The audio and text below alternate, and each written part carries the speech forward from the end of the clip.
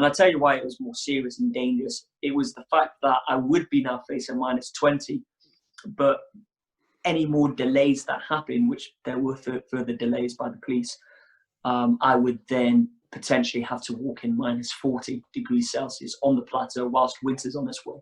Not only that, but now the bears are coming off the mountains because it's too cold.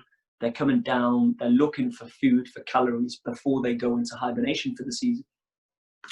We were walking calories, you know.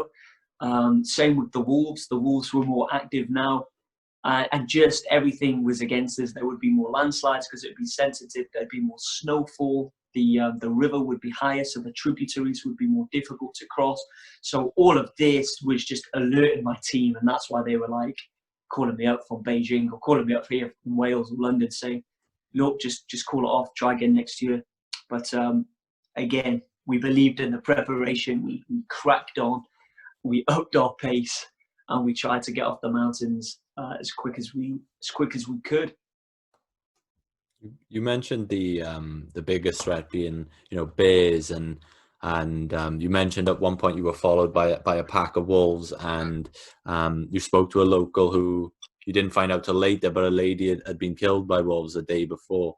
How real was that threat, and did you see it as the threat it was at the time, or was it not until late that you realized, okay, now Yeah, not until later, really. You know, the wolves, it's quite a risk for them to go after a person, you know. They're too busy hunting down a much smaller prey. And I wasn't particularly worried about the wolves in China because they're not grey wolves. The wolves in Mongolia was because they're the big ones. But and so, yeah, we didn't know what these Tibetans were saying, but Kyle, my videographer, who's fluent in China but not Tibetan, he filmed all of the talk, and we didn't really know what they were saying anyway. We said, you know, thank you, bye. And we carried on walking down that valley that they kept pointing to. And then it was about 6 months later that my editing team in Beijing were going through the footage, and she contacted me saying, you have no idea what he was saying, but he was pretty much pointing down the valley, and he was warning us against it. He was like, don't go down there. Only yesterday, a local lady was killed by a pack of wolves. But weirdly enough, those next 2 days, once we waved goodbye to the group of Tibetans, we were followed by a pack of wolves for 2 days. But we weren't able to link the two together because we didn't know what he was saying. It was only 6 months later that we, boom. So, you know, those wolves following us potentially were the same pack that killed that lady. So, yeah, it only hit me it's 6 months later. Yeah, so I'm kind of glad I didn't know at the time, because that would have been freaky if I knew that they had killed a lady and then all of a sudden we're being followed. That would have been pretty creepy.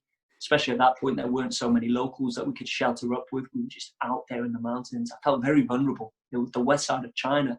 I felt probably even more vulnerable than I did in Mongolia alone. You know, it was something that, I think because of the bears as well. The bears were a threat, man. Now, the bears I was scared of.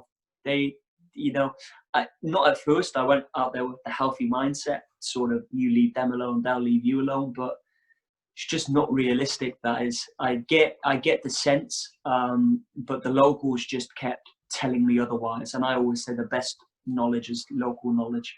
And the photos and videos that they were showing me were pretty scary, pretty horrific, to a point that I would, you know, ask them not to send me any more photos and videos. Or, you know, stop showing me this. And you know, I'm already very fearful. I don't need to see some guy being attacked by a bear, or just stories like one guy that we stayed with in his hut. He was in the middle of nowhere, just like typical alpine sort of pine trees and rocky mountains. And he's saying that a bear walked past his Tibetan Mastiff that was staked in the ground. And these are big furry dogs. They fight off snow leopards, wolves, and can scare away bears sometimes. Well, this bear was so hungry, it walked straight past his Tibetan Mastiff into his courtyard and was scratching at his steel door.